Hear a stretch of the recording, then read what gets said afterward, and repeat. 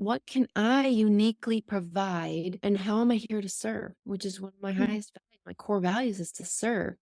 And so being is not about doing. Being is about reframing, redefining the word doing and allowing the essence of doing to flow from being. And practically speaking, and I'm thinking like corporate term, it means when you get aligned with your most authentic self, your strategic plan unfolds literally, like it unfolds as if you have a magic wand. Hello, and welcome to the Shift Your Day Job podcast. I'm Brittany Cates, your host on this incredible journey of career transformation. Get ready for inspiring stories, valuable insights, and a roadmap to shift your mindset towards a more fulfilling professional life. In each episode, we explore the remarkable journeys of individuals who made a career change, offering motivation, strategies, and the confidence to pursue your dreams. Whether you're feeling stuck, contemplating a change, or just seeking a dose of inspiration, this podcast is your weekly companion. Tune in every Thursday as we uncover the secrets to shifting your day job.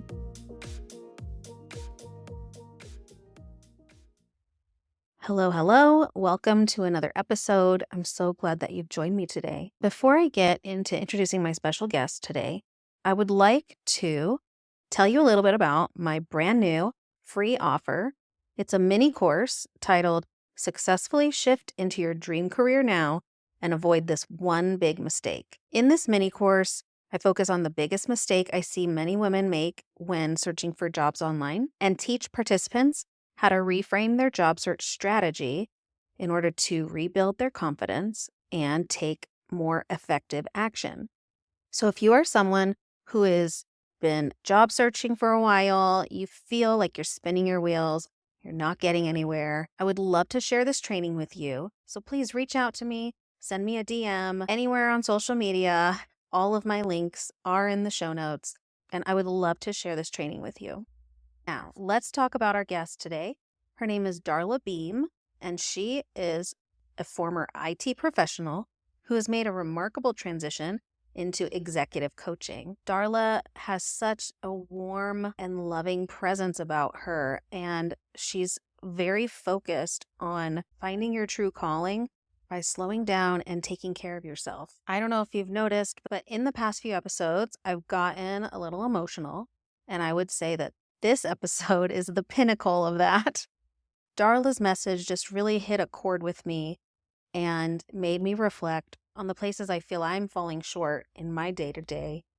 And she totally coaches me on these feelings in this episode. So I hope that you'll find value from this like mini coaching session that Darla provides to me, and that some of those things will help you as well in whatever challenges you're facing right now. But I just had such a lovely conversation. Again, Darla's so warm and welcoming and kind. So I can't wait to share our conversation. Without further ado, please welcome Darla Beam to the podcast. Hi, Darla. Welcome to the Shift Your Day Job podcast. How are you doing today? I'm honored and excited to be here with you, Brittany. Awesome. I'm excited to chat with you today. And if you don't mind starting off with just a little bit of background to tell our audience about your career and how it's shifted and evolved to where you are today, that would be amazing. Oh, wow. This has been such a journey. Great question. So, I started out many years ago in the IT industry, actually.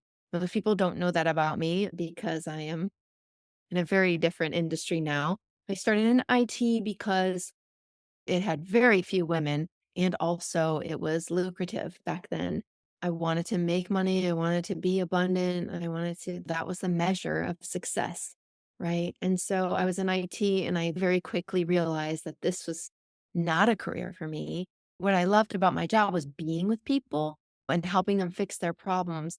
I soon figured out that the thing I was most passionate about, most excited was I walked away from their computers, or the company-wide system, and while their technology was fixed, in some way they were also shifted. And that I transitioned into people, human capital, and organizational development and working with people at the executive level and then on to coaching. And I loved this work so much. And yet there was something in me. I love this the security of being at in the corporate world and having all of my clients be right there and they were coming to me. And yet there was just something that was missing. And I couldn't figure out what it was. It was a lot. It was back to back to back doing constantly. Even though the work I was involved in, supporting people and growing and developing themselves, only went so deep. But what I really wanted to do and what I'm really good at is shifting people at the level of identity, who they're being at their core. And once a person shifts at the level of identity, right, that's at their core, every vertical sits on top of that. Essentially, like the vertical of relationship with your kids or your career or the amount of money that you make or your relationship with your spouse.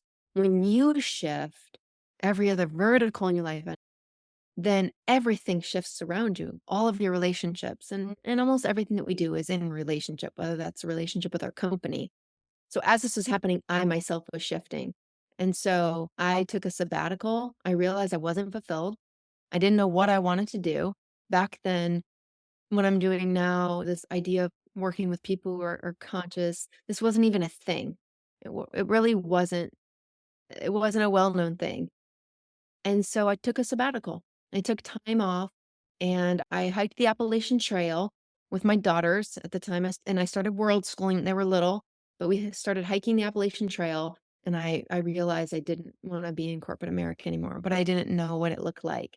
And so I took a big leap and I world schooled my daughters. And in that time that I was doing that, I myself was world schooling and shifted into what I do now.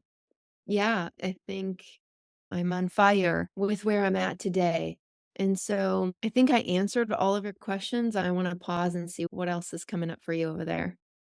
Yeah, I'm curious to know what was it that in the different stages of your corporate career that you're talking about, can you pinpoint what it was that how did you know something was missing? I guess is my question. What was that? I love this. And I have different, I'm going to give you three different examples. One was I was moving so fast and I was doing all the time. And even though one of my values was to just take time.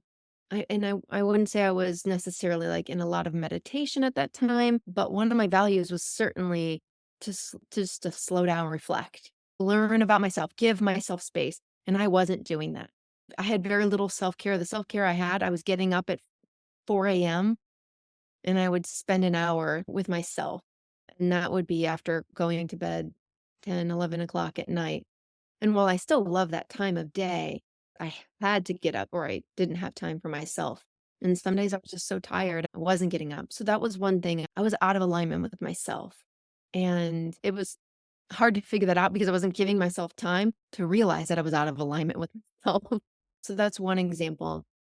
Another example is one of my number one values was my parenting value. At the time, I had young children, and my commitment was to be present with them. And as a parent, I made that agreement with myself a long time ago. I believe that what can often be missing in our parenting is just being present because there's so much doing. Go do your homework, go do this, we've got to go there, we've got to go here, get this, get that. And so I made this agreement that I would be present with them. And at the time before we were all schooled, I was driving them to their respective schools. I remember I was in the car. I remember exactly where I was. And I was on the phone. I had a meeting. I was on the phone, and the kids were in the back seat, and we were in traffic because I was trying to balance all of these different things. And that light bulb moment hit, and I was like, I am not present. I am not honoring my value of being present. They just see me working. And while that's wonderful to see a mom who's working, I was really stepping on that value of just being present for them and being available to them. And so that's the second example of how did I know. And the third was I was really starting to feel a little bit sick, honestly, like physically sick. I started developing some food allergies from the stress and from the effects on my body. At the time, I had also started a nonprofit and started up another for-profit business. So those are just a couple of other things going on and balancing having a family life and all of the things. So it was those 3 things. So my physical health, my value of parenting. And the not taking care of yourself or not taking the time for yourself. Just yeah, just that self-care for Yeah. sure. We talked previous to recording about how as women, we live in this go world, the very masculine driven, get things done kind of environment. And it's really important to tap into our femininity and where there's more like calm and like self-care and time to yourself and being present. And we need to find that balance so that we are not always living at this heightened, driven lifestyle at all times, right? It needs to ebb and flow. And we need to allow it to. It's really not sustainable. It's not sustainable to go we were not built for our central nervous systems to be on high alert at all times, and yet that's a badge of honor in society is this busyness. How busy are you? Is you hear people saying all the time, "I'm just so busy, I don't have time for that." I hear it over and over again, but our bodies are just not built for that, so it's not a long-term solution. And here's the truth, here's the real truth, and maybe we're gonna get into this a little bit later, is that I now get more done when I slow down and I get in alignment with myself. And that's what I work with people on, right? Even though that's not the primary reason they're coming. We talked a little bit earlier about the audience and who I work with, women who are chronologically around 40 to 60 years old, and they're like me, where something's not right. I'm not really sure what it is, but I'm just not feeling fulfilled. I'm not feeling complete. I'm not feeling whole, or I just sense something's off, but I don't know what it is. And what for me, one of those things was I there was a little bit of depression, there was a little bit of sadness, right? And that was another cue in for me. I didn't know that it was called depression. I was just like, yeah, I'm just sad. And so the important part, though, I think, is just to really slow down and just bring awareness to our own being and just listen, to just get in touch with our own intuition, like you were saying, the feminine aspect of it. And because that, our right brain, our feminine, that's where our intuition comes from. And everyone has it, even men have it. We all have it. The balance of the yin and the yang. So, Yeah, definitely. Even taking a moment to stop and breathe, and that brings you back into your body, right? Just little practices like that are going to start shifting the energy from the go, go to the wait, I'm here right now. How am I feeling right now in my body? And then from that point, you can make a choice, right? Do I want to continue what I was doing in that energy, or am I going to make a little change right now to how I'm showing up? I love what you're bringing up. One of my agreements with myself is every single person, it's just my little hack. Every single person I talk to, when they say, "How are you?" I almost always, without fail, I will stop and I'll take a breath and I'll check in with my body or just my energy, my vibe. How am I?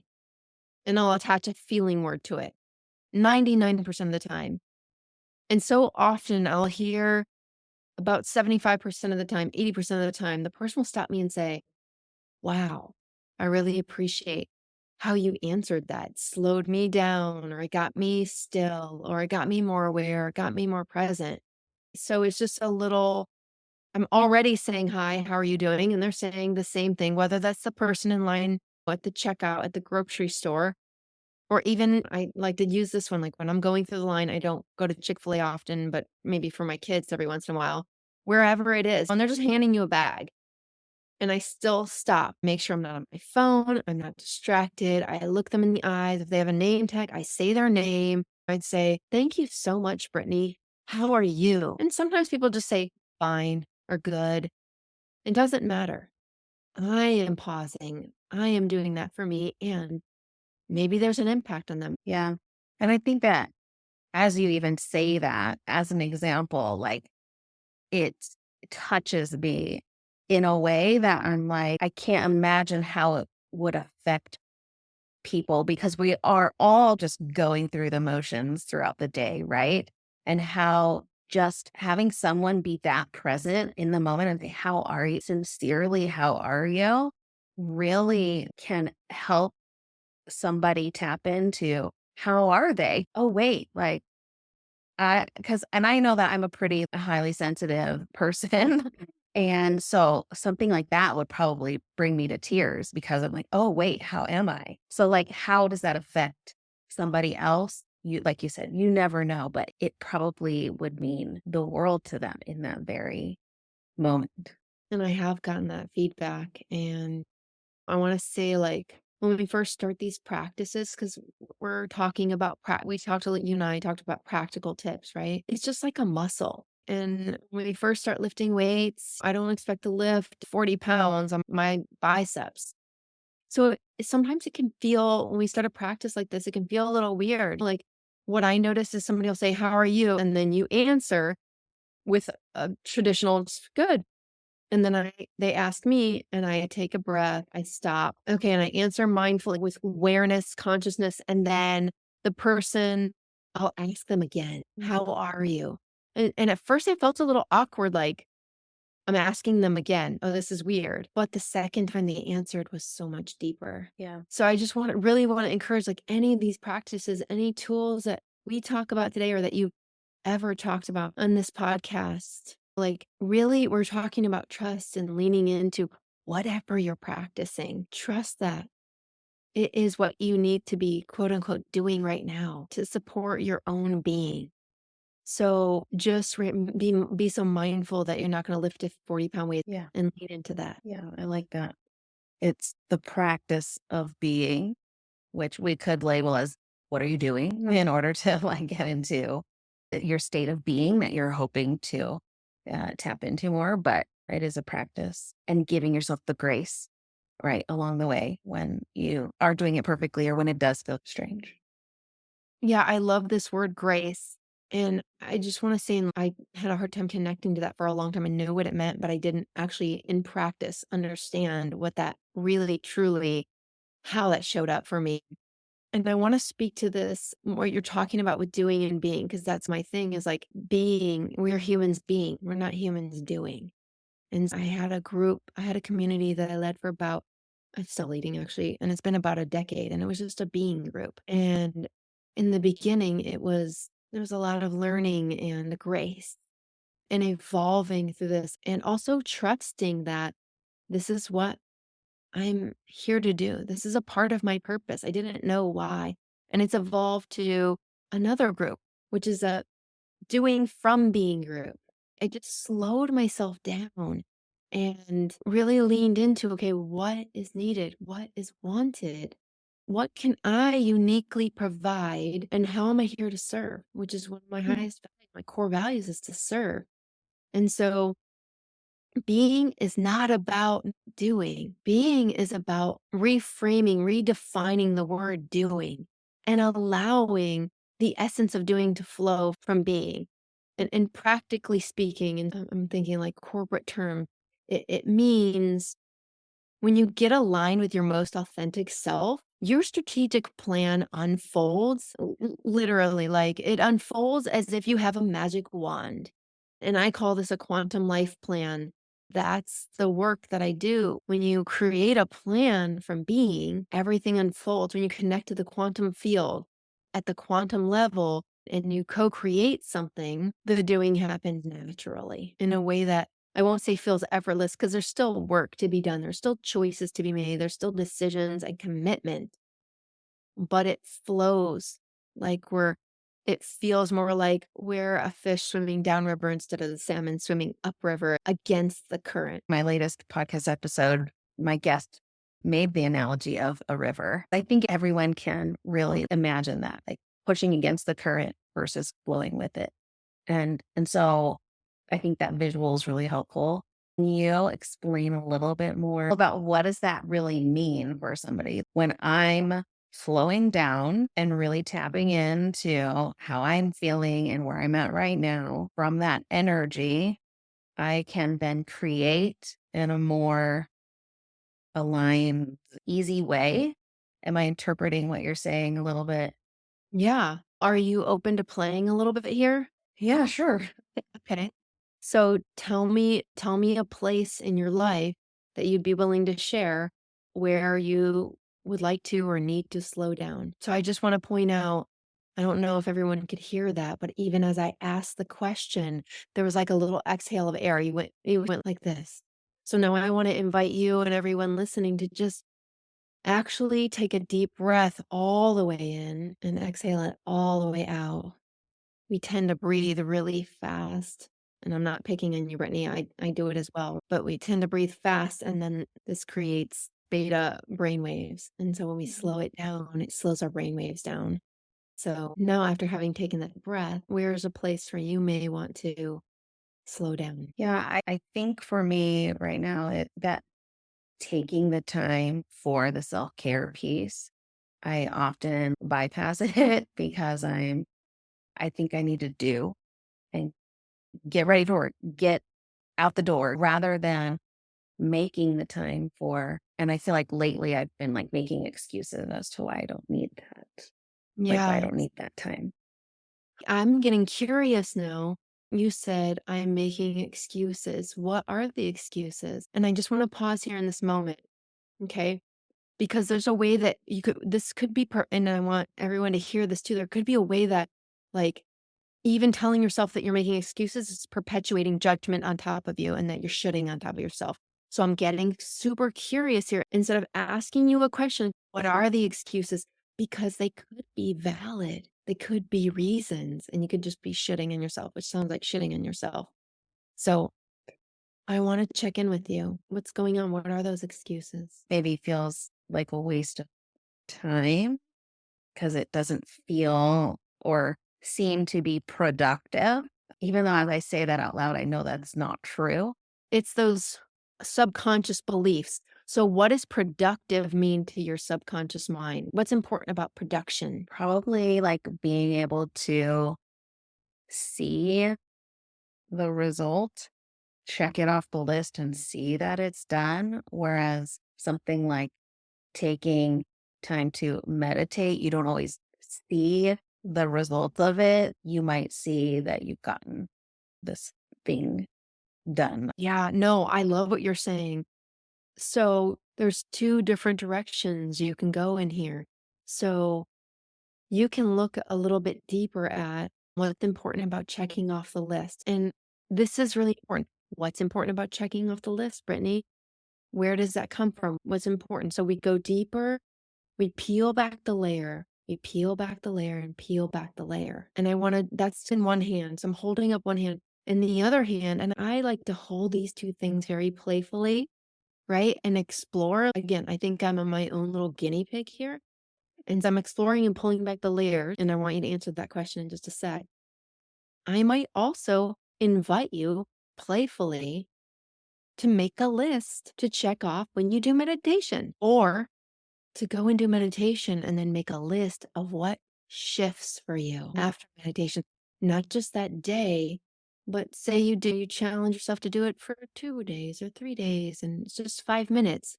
What shifts for you during that day? So now you're engaging the left brain, you're giving it something to do, right? And the right brain is, let's go a little bit deeper with this, Brittany. Let's see what else is here. And now I'm also giving the left brain a job. The left brain is going to maybe just do the meditation and just see and make a list. Now it has a new job, it has a new checklist, and then see if that works. If it doesn't work, then there are more layers to go through over here. Yeah, definitely.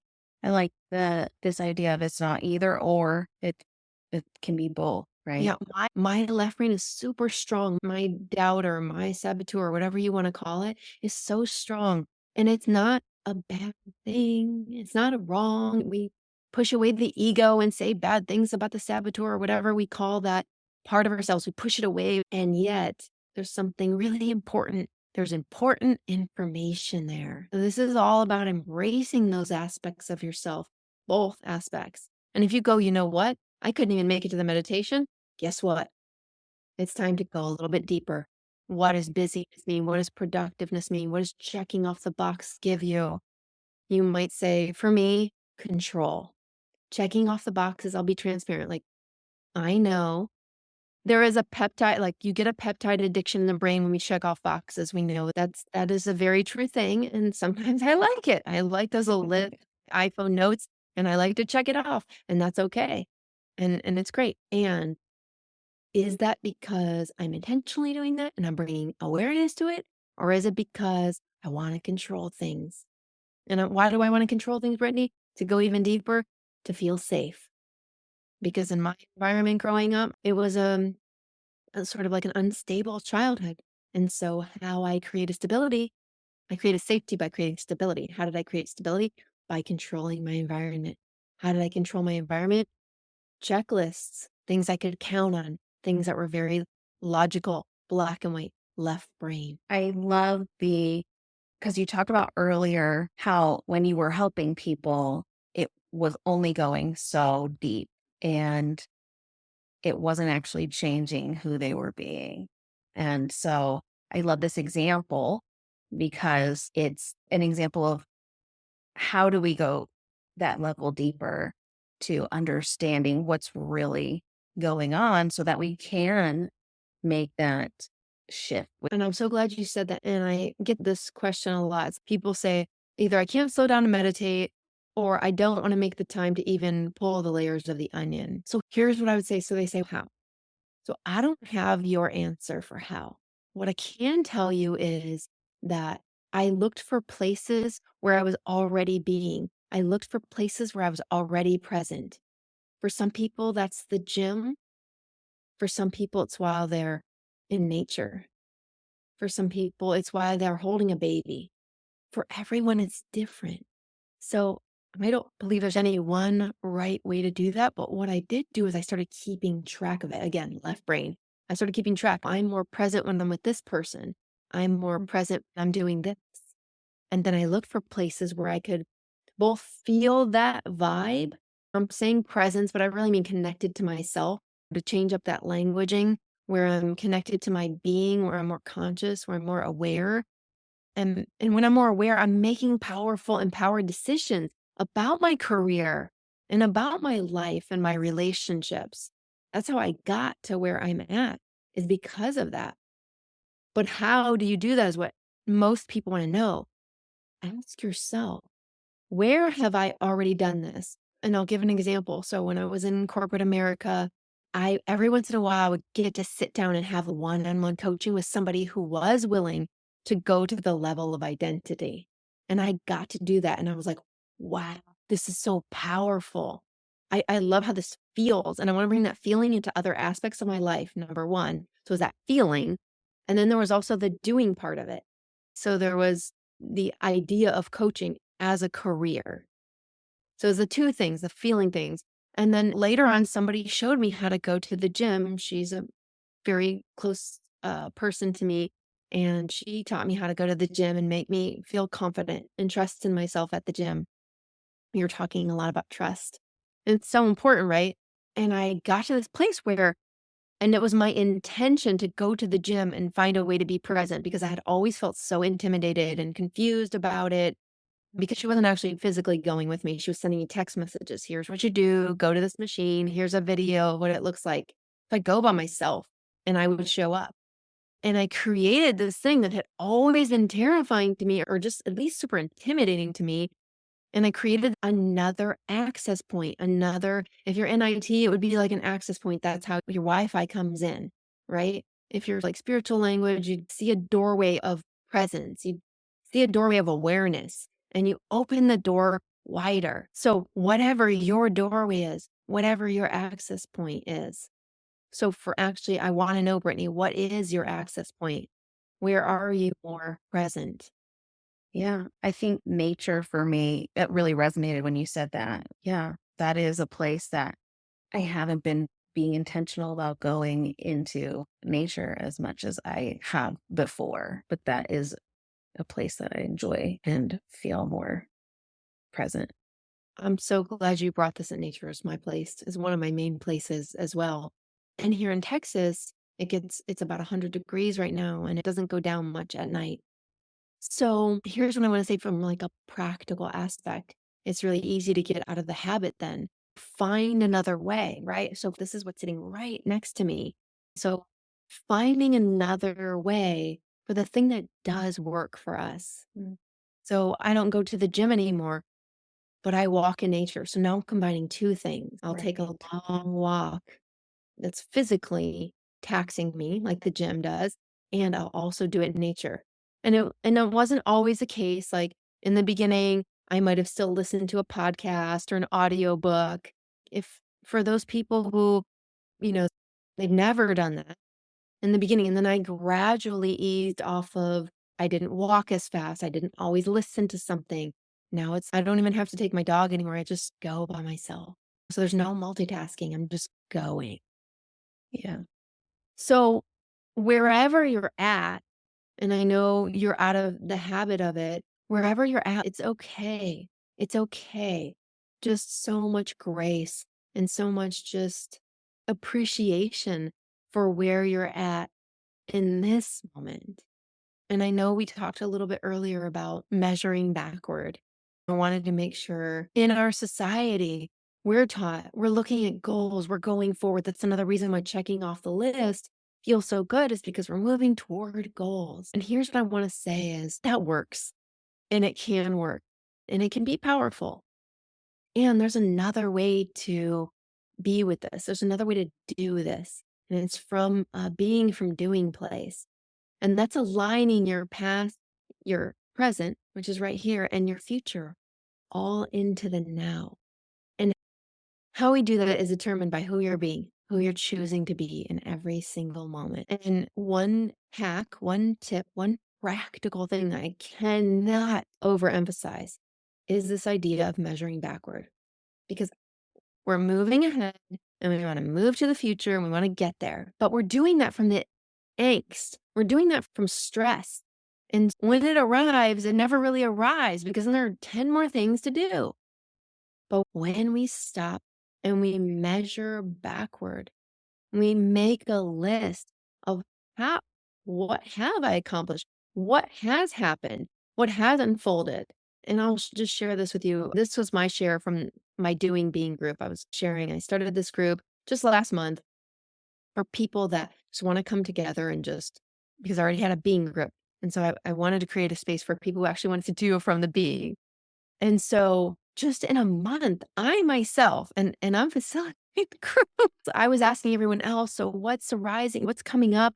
What have you like accomplished in the last month and a half or so since we've been meeting? And people were sharing all of these things. And it got me, and I sat down and I started just, oh yeah, this has happened in the last month and that's happened.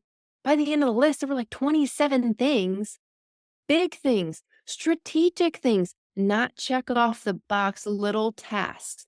They were strategic things. And I myself was shocked. It shifts us at the level of identity. It reaffirms, it acknowledges, it demonstrates, especially to the left brain, oh, wait a minute. Something that we're doing over here, something about the being is working. So it's okay to have that measurement tool. In fact, it's necessary and critical to sit down and measure backward. I love that because I feel like I do that very, not maybe actively do that, but there are moments where I, for some reason, stop and realize how far I've come. And it's only in that moment that then I'm like, oh, that thing that I had been doing actually made an impact enough for me to be here where I am today. And I can see the changes that have occurred in how I'm showing up and who I'm being. And a lot of times that recognition doesn't come until someone points it out. So having some kind of support, like a group or a mentor or a coach, whatever it looks like, but having that opportunity for someone to say, hey, look how far you've come. And then you're like, oh, and then you can go down the list because a lot of my realizations of my growth don't occur in the moment of growth, right? It's always in hindsight, always in hindsight. It is so true. I don't know if you noticed, but when you said that word, I stopped and I realized, oh, you lit up for just a moment. And so hopefully you go back and you get a chance to look at that. I'm pointing that out because I want to point out that those are the times when we light up. Those are the times when we stop and we pause and we give ourselves that space to really see ourselves, who we truly are, not who we're trying to be in the future. That's Because like you said, we're always thinking like we have to be somewhere else. We're always working towards that future goal. And then we get there, we don't even give ourselves the time to celebrate how far we've come because we can only see, oh, but I need to do more. Oh, but I need to get here next. what's the emotion. I think it's just like when you said you that I lit up, it's just that feeling of okay, because you mentioned judgment earlier, and I know I'm very judgmental of myself. And so to recognize that moment of feeling lit up where I'm not judging myself, but I'm actually like loving myself Yeah. and acknowledging myself for who I am now and how far I've got. So, who are you being in the world? How far have you come? What do you want to acknowledge out loud here with me and to the universe? That I am actively like giving myself more grace and having more compassion for myself, and therefore being able to show up more grounded and not as like performative all the time. The doing, the going, the being, and then the judging for not doing enough, right? I can see that there has been like a transformation and that I'm getting a little bit softer with myself. Yes. And I hear loving yourself, trusting yourself. And I think that's some of the tenderness that's coming out is being open to that, or I'm making that up. Yeah, no, I think it is because I think there's a lot of that judgment piece that has been so prevalent for me for a very long time. It's hard to say sometimes that, oh, I am loving myself, or I do love myself. I Yes. do trust myself. So I don't think that you're making that up. I think that you're spot on because I think I just have a hard time saying it, even though it is. Yeah. One of my teachers says that there's an epidemic in the world of I'm not enough at the core. And I would agree with that with the people that I work with and with myself as well. In fact, I got a pattern interrupter. It's actually a temporary tattoo. It's a pattern interrupter of enoughness, right? So this is a part of society. And that's where the money thing comes in, is because there's a construct in society of we're never going to have enough money, right? We live in a world of insufficiency, right? There's just more, we're more doing, more money, more production, more doing. And this is the world that we live in. And that's really what we're talking about here, is getting so comfortable with your being and loving yourself. I want to hear a few things from you about like tactical or tangible things that you've created that you're super proud. The things I've created, not the things that I've been doing to work on getting What do them. you love what do you love? I love myself for showing up for myself and doing things that either seemed scary or outside my comfort zone, like creating this podcast, using my voice and sharing like the emotions that come through. Real, authentic, brave, courageous. And also for the showing up for myself in the moments where I am being self aware enough to shift either the thought that I'm having or taking those moments to practice breathing or taking a step back and giving myself more grace and compassion in those moments where I'm triggered. I reckon. Game changer right there. Yes. And so, like I mentioned, in those moments, I'm not always realizing the impact that it has on me long term. Right. And yet, I do have moments where I'm like, oh, I guess that thing that I did really helped me to like be more Yes. See, these are and saying these things out loud, how are you feeling now? Resistance of even saying something about loving myself. And then as I was saying it, I felt more open and Yeah. It's like we shut ourselves down. We shut a part of ourselves down. And this is not just you, Brittany. An exercise, like a practical exercise, is to get up and while you're brushing your teeth or washing your face, look in the mirror. Most people look in the mirror while they do those things and say 5 things that you love yourself for. What are the 5 things that you love yourself for today? That's it. If you want to add something, you can say, you are enough. I am enough. I am enough. But just that I love myself for this, or I'm proud of myself for this every day. It's a game changer. I've done it. So these are just practical tools. What do you need? I think this was great. I want to just jump in here and I'm going to just touch on a couple of things we talked about earlier.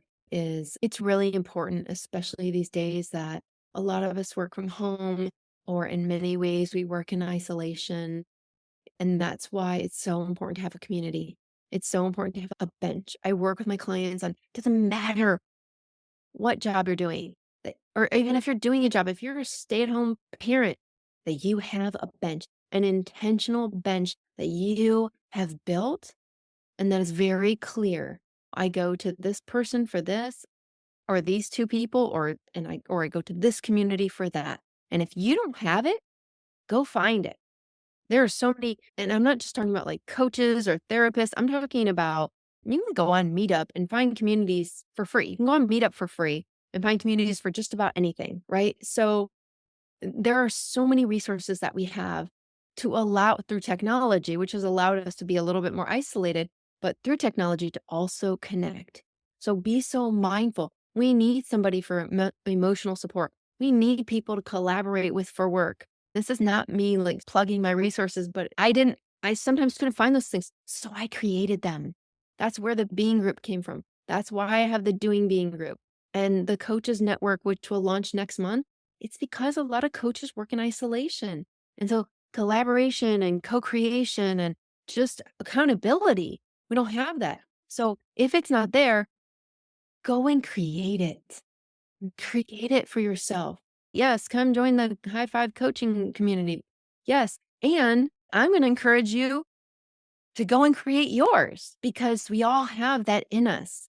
We have our tribes that we join, and then we have our tribes that we create, because we're all creating. We're creating whether we realize it or not.